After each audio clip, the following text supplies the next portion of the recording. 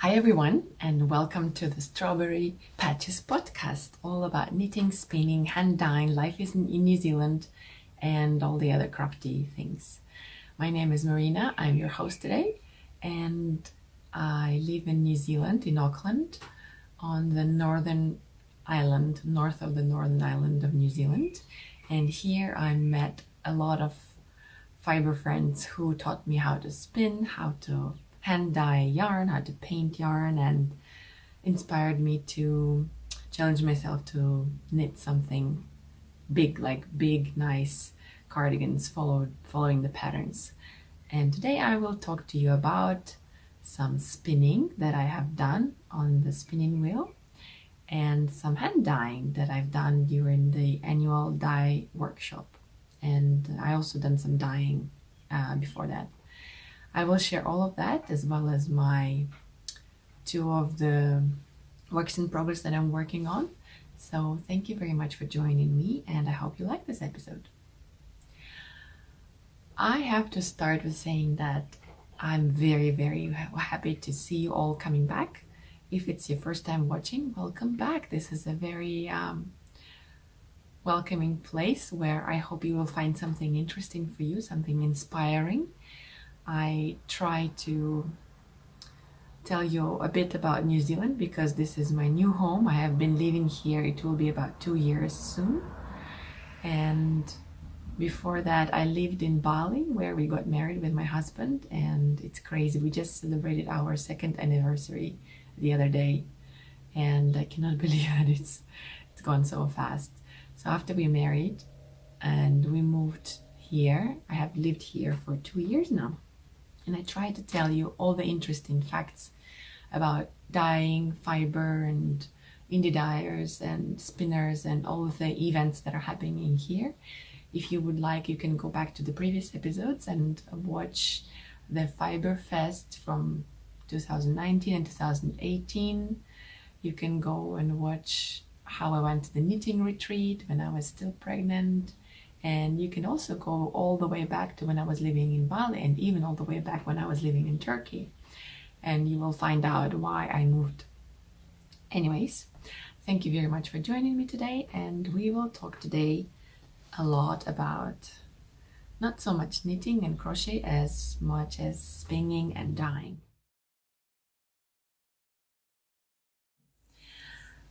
Before it became really, really hot, it was cold in the mornings.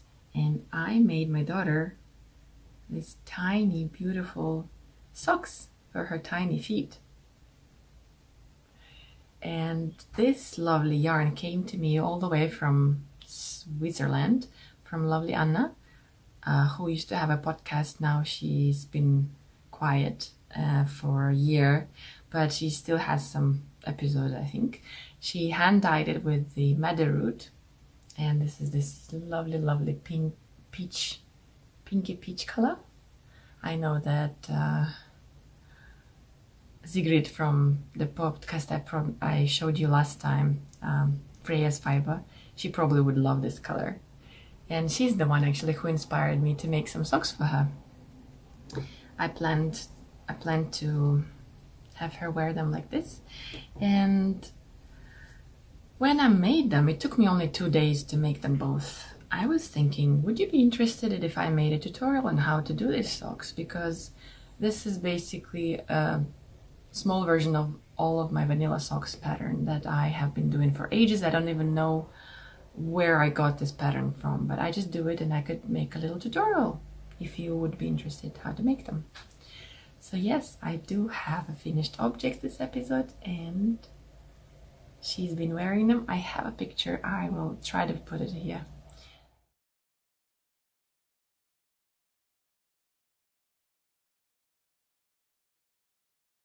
And I would like to start with my whips. I have been very keen on working on this particular project that I told you about last episode, and this is where I am now. I am knitting the Rose cardigan by Andrea Mowry, and it's the yarn I'm using is mostly Revived Designs. It's a beautiful colorway that Deb dyed specially for me, and this cardigan is knit in 4 quadrants, and then I have done 2,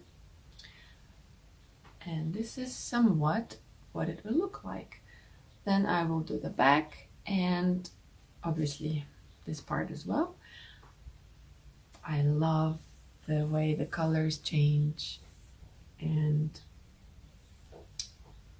I don't really like the garter stitch that much, but it's all going to be nice when I connect the 2 sleeves, and this will be this beautiful cable on the side on the sleeve, and there will be a cable panel here as well, which is lovely.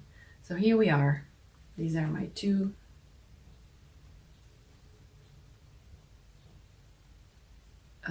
actually this is half, but this is left front and right back, so this is like that.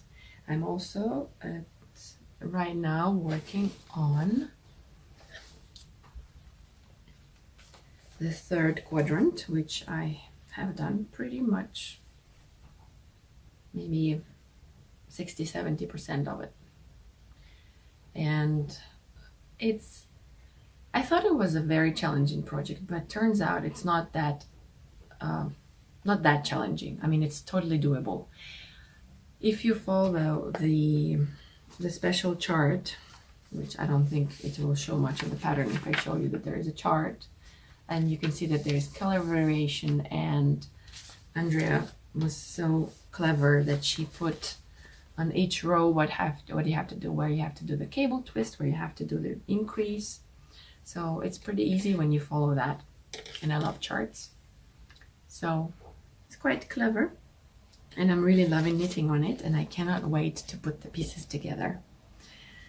This is my Rose cardigan, and the next project I have been working a little bit on. I told you it will be almost finished next time, but it is not. But I still want to show you the progress. So this is my Comfort Fade cardigan, and I am still struggling with one of the sleeves, but the good news is that I decided not to go up the needle size, but instead I decided not to decrease as dramatically as the pattern calls for. So I picked up more stitches than I had to at this point, and I decided to make a more, the decreases are not so fast, that's what I wanted to say. And I'm at the point where I was going to do the garter border of the sleeve, but I think I might reknit it because I think now the sleeve is a bit too loose. It is supposed to be fitted, but now I have all this extra material here, which is actually doesn't bother me. This part is perfect now, and I'm just thinking that when I do the garter like it is supposed to be, let me show you here, it will be much broader, as you can see, kind of flares up. So I'm thinking whether if I should just go all the way here and then decrease, and then so that it's a bit more snug, this part. I don't know. I think that's what I will do. This is my almost mindless knit for when we are watching a movie or something. By the way, I noticed that at the background you can see 2 of the wall hangings. One of them is a batik technique I made for our wedding present, for the wedding present for my husband in Bali. There's a very interesting video about that. And this poster is what I do every year at the end of the year. it kind of sums up what happened to us in the 1 year. And these are the pictures of some of the interesting moments that happened to us in 2019. And I think it's a great idea. It became a tradition in our family. And every year in December, we think about all the events that happened throughout the year, and we remember them and think, oh, what's going to happen next year? And then when we have many of these posters, we are going to like lay them down, and maybe I will show my daughter, like, look what happened in this year, what happened in this year, and how she grew. And I think it's a nice idea. Do you have any traditions like that with photos in your family? That'd be interesting to know. Maybe we can adopt them and have them in our family too. So that's all for my whips. I haven't worked on anything else regardless knitting, but I have been dyeing a lot and I have been spinning. So what shall I start with? I'll start with me going to a spinning day in the Textile Arts Center here in Auckland. And I met there with my wonderful friend Liana, who has her own channel devoted to crocheting amigurumi toys and dolls, and they're so lovely. You have to definitely see it. I will put the link in the description box. It was so nice to meet her there, and she's a lovely person. If you love crocheting, you should definitely check out her vlog, which is in Russian though, but she shows you beautiful toys and you can just take a look at them and follow the links to see where she got the pattern from. Over there I also met lovely Margaret, who inspired me, and I actually asked her what kind of fleece would be best for beginner spinning, because I have been struggling with my Ashford Silken Merino blend, and this is what she offered I buy. This is 100% Corriedale blend of different colors, and I've seen her dye some yarn that she spun, and then she dyed with pink, and it looked lovely. So I'm thinking I can do the same. I can spin it up and then over dye it with something, and it will be interesting to see the dye, the base being gray, what the dye is going to look like. So I have a whole bag. I bought 500 grams of this wonderful Corriedale from Anna Gretton sheep, and this is what I've been spinning with. And just to show you my progress on spinning, last time I showed you my spinning, even now I remember how horrible it looked.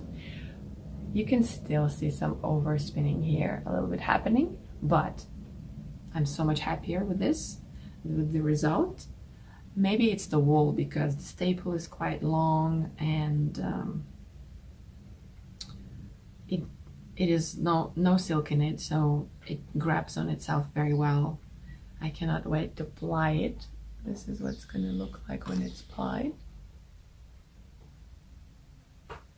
And I'm so happy with it being so even and so tiny.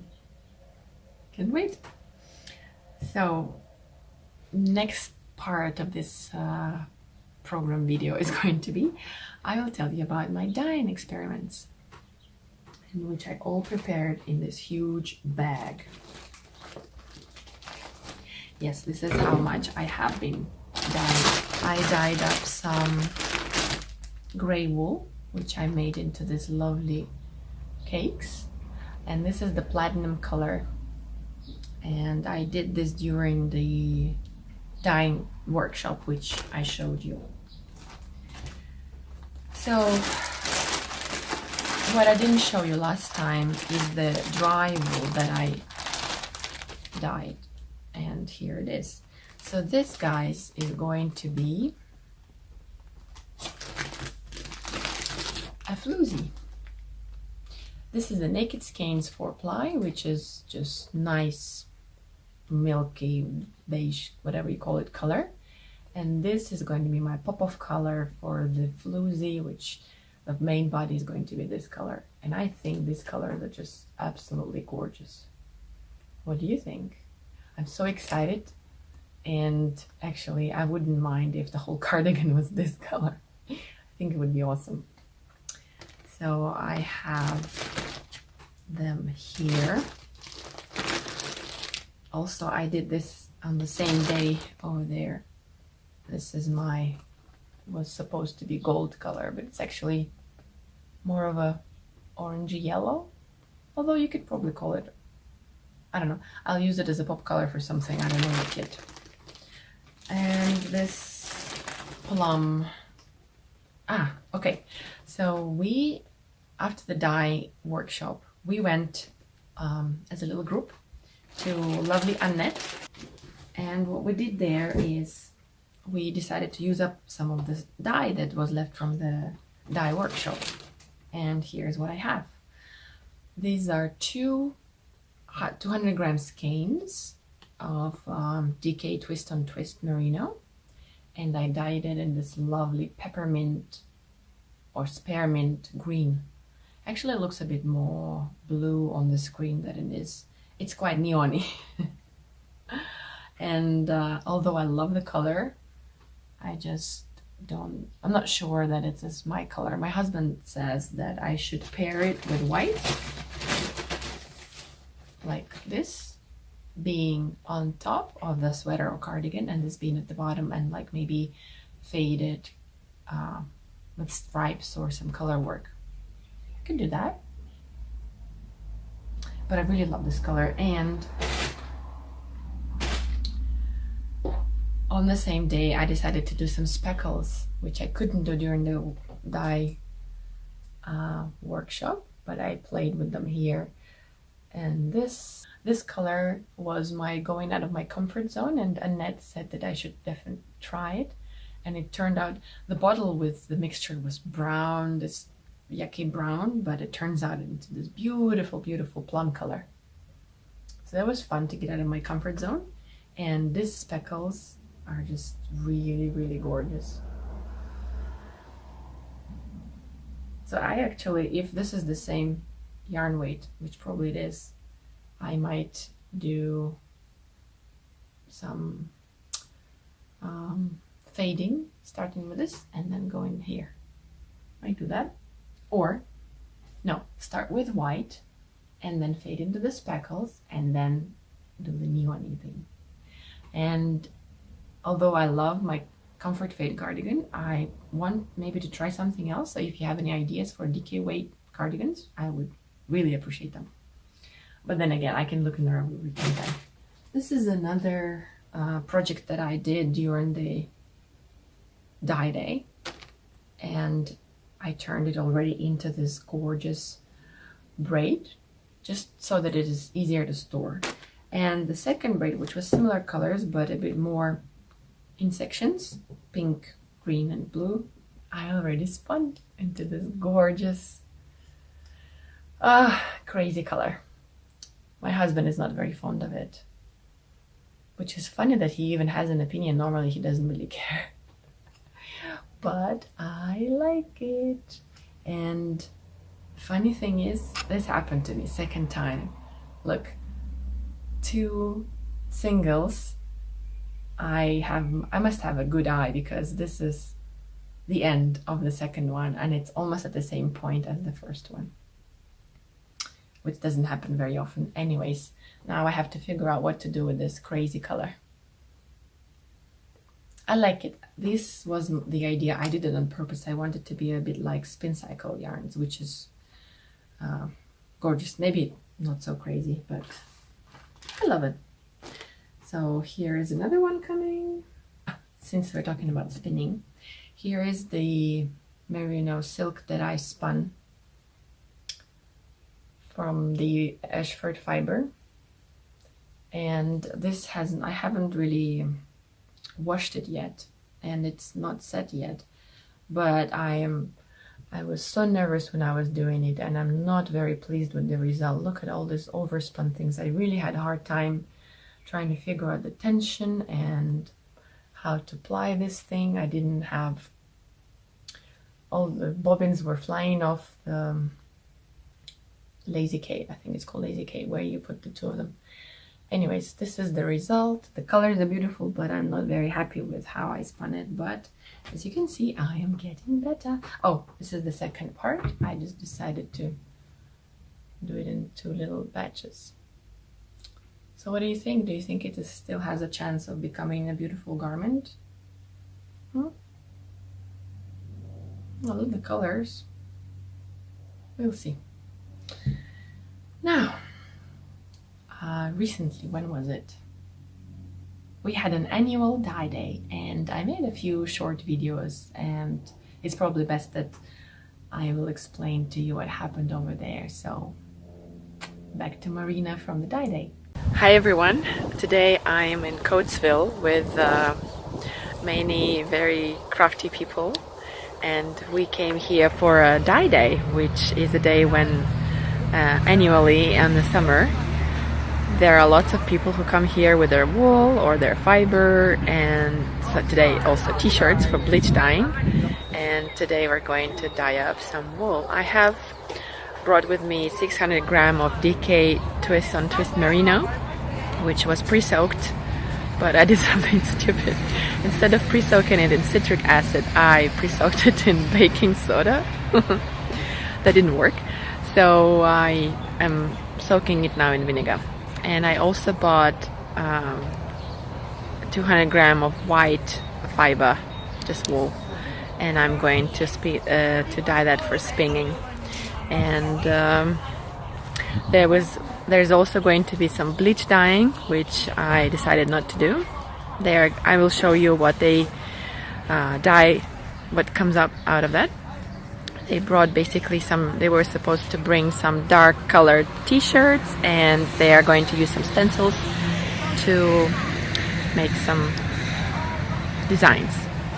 So right now I'm waiting for all of my fiber to soak, which is my mistake. I could have already been dyeing. And there are so many people here that actually there is not enough dyes of my favorite color. Like they are in containers, and all of the purples and blues are gone. And these are the only colors I'm interested in. Well, maybe a little bit of green. So the plan is to dye the rovings with a mix of green blues. Actually, I got this idea from Margaret, the wonderful lady who is sitting there, and she's so friendly. She's lovely. Lovely Margaret. Thanks for your help. So, and for the DK weight yarn, I want to dye enough for a cardigan, and that's why I wanted all the same color, very, very pale violet. So I'm going to try to make that somewhat same throughout the 600 gram that I have. We shall see. So I'm dyeing my DK weight with this brilliant violet, and I had a bit of a trouble, so we shall see how it looks now. The difference. Yeah. Oh, sorry, are you doing a video? It's okay. Yeah, that's much more like it. I actually wanted paler. Oh well.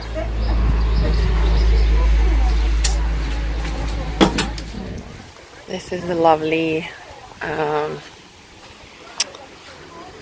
what's it called, dyeing? Bleach dyeing, yes, bleach dyeing.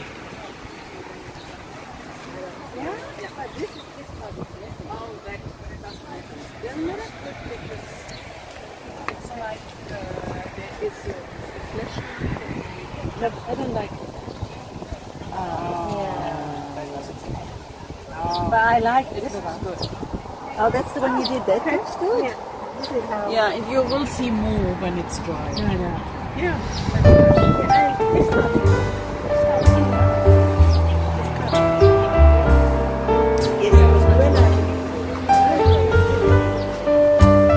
Let's check out my lavender brilliant violet results.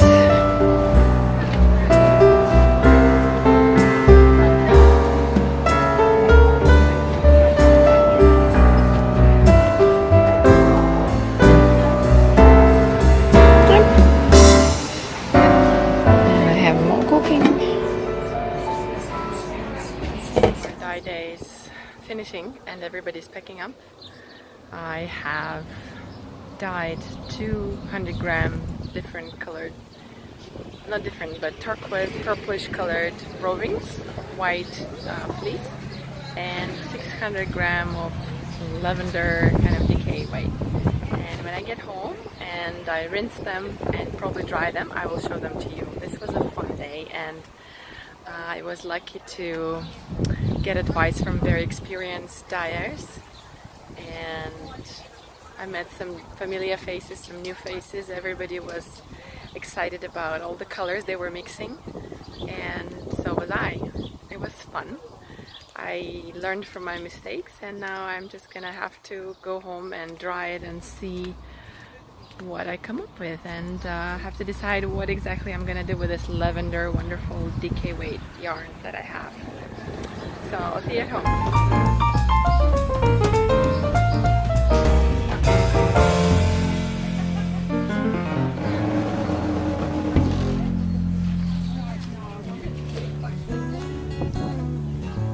Would you mind me putting this in on my YouTube channel? That's fine. Your hands and My your hands art. and my, yeah, that's Your fine. art. I like that green. What yarn are you using? This is the twist on twist? High twist. High twist. Yeah. Yeah, this is high twist. Those two are soft yarn. It's the morning tea. Yeah, I figured. This is the high twist. Yeah, I should try high twist. As you can see, I was very busy and I had a lovely day. It was very hot and it was very inspiring to see everybody dyeing their t-shirts and their wool and their fiber and spinning and knitting, and oh, we had this lovely table at that point inside, so we can go and have a little snack and the tea in between all this dyeing and microwaving and using the crock pots and everything. Oh, by the way, I purchased my own crock pot, which was very handy because I was busy dyeing up some violet, which I would call lavender more color. Yes, so I dyed up this gorgeous lavender. I really love it.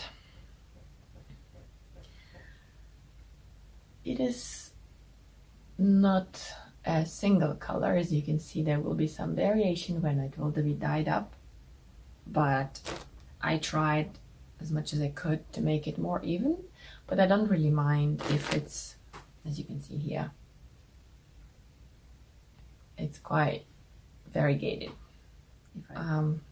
Wanted to dye up some fiber because, well, now that I'm into spinning, I decided, well, I need more exciting fiber. This gray is perfect, but I like color. So I decided to use up the dye bath, which didn't, there was still some dye in it. So I put in this lovely skein, and I absolutely love the colors. This is officially my favorite. Oh no, wait. I cannot say which one is more favorite. I love them both. Oh, aren't they gorgeous? They are just super soft, and I was afraid that I would have to card it, but actually it turns out it is very easy to spin with it if I just open up the fibers and then pre-draft it, and then I can spin from this corner. And look at this beautiful cloud. This is a swatch. I met a lovely person there, Kim, and she was described to me as the yarn dyeing queen, and she gave me lots of useful tips. For example, if I wasn't sure what color, if I would like the color, she said just take apart and dye it, and you can always over dye it, but you wouldn't, but you at least can see what's gonna happen if you try this bath. So here is what I did. What do you think? Who has the, like, if I asked you what's my favorite color, this will be no problem to guess, right? I even have matching makeup. Anyway, I'm very happy with these and I cannot wait to spin them. My Vincent van Gogh fiber, but I'll show it to you again in case I haven't showed it to you. This is plied and washed, and this is the fiber that I got from Annette during the knitting retreat in 2018, and finally, almost 2 years later, no, 1.5 years later, it was spun into this gorgeous, and I'm quite happy with it. I don't mind that it's all uneven. Like some of them are thick, some of them are thin. This is not even DK, this is more of a worsted weight, I think. But this is fine.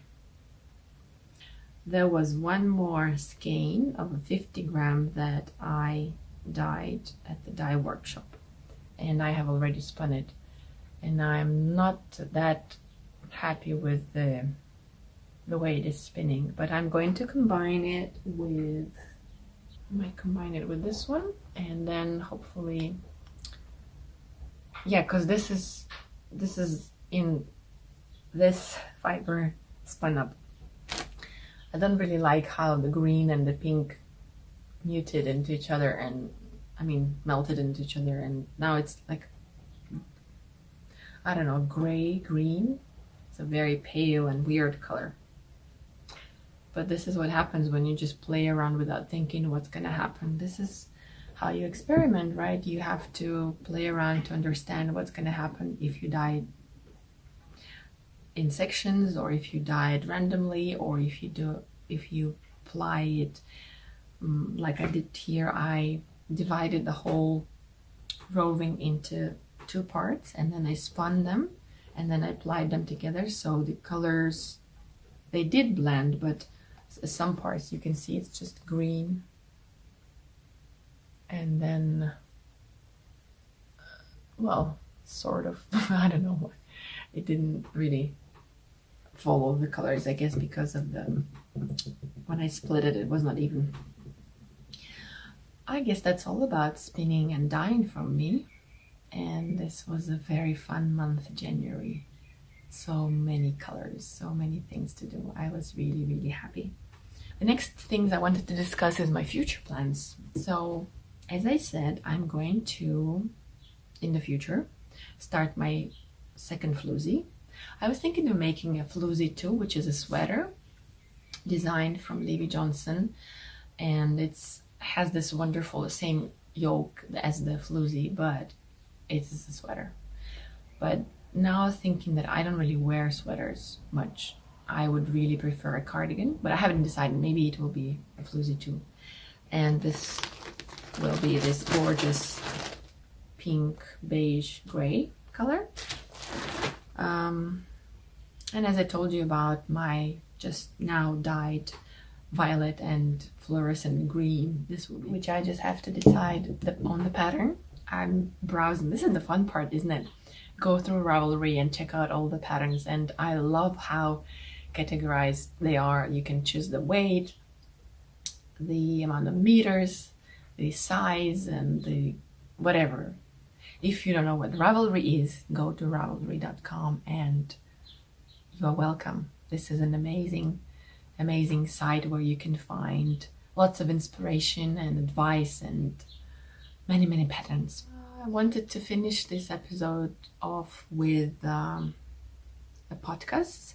I tried to suggest some podcasts that maybe you haven't seen, and I know many of us in the community of knitters must have heard about fruity knitting, but maybe there are some newbies here which were like I a couple of years ago didn't even know about fruity knitting. Well, Fruity Knitting Podcast is an amazing inspiration and resource with tutorials and lovely cultural elements that is hosted by an amazing married couple, Andrew and Andrea, who are from Australia but live in Germany, and this is a program with such professional level that you would be amazed. And I'm happy that they have so many episodes. Sometimes I go back and watch them, and they have very famous designers on it, and you can look through it and see many people with their own vision of what has to happen. And It's amazing. If you haven't watched it, I recommend it and you will not regret watching it. And the last part of our video today is going to be a question. So today, my question to you will be if you remember your very first knitted or crocheted garment, and what was it? And if you would like to share with me, I would love to hear your comments down below under this video. And I love this part because this is how we communicate. I love to read your answers and to communicate, and I sometimes find new friends that I follow on Ravelry and they inspire me to check out what they have knitted and maybe knit it myself as well.